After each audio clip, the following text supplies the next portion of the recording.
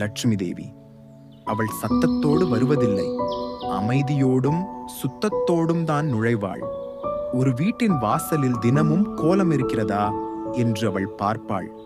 விளக்கு எரிகிறதா என்று அவள் உணர்வாள்.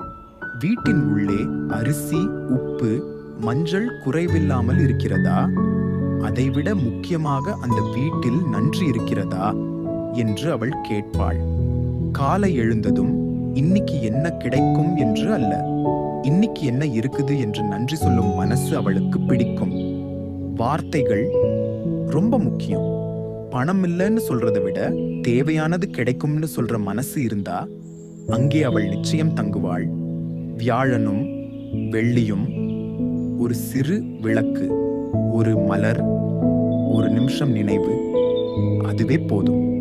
பசியோடு வந்த ஒருவருக்கு ஒரு கை உணவு கொடுத்தால் அந்த கையில்தான் லட்சுமி தேவி முதலில் அமர்வாள். செல்வம் என்றால் பணம் மட்டுமில்லை, அமைதி, ஆரோக்கியம், அன்பு, இவையெல்லாம் சேர்ந்ததுதான் லட்சுமி தேவியின் அருள்.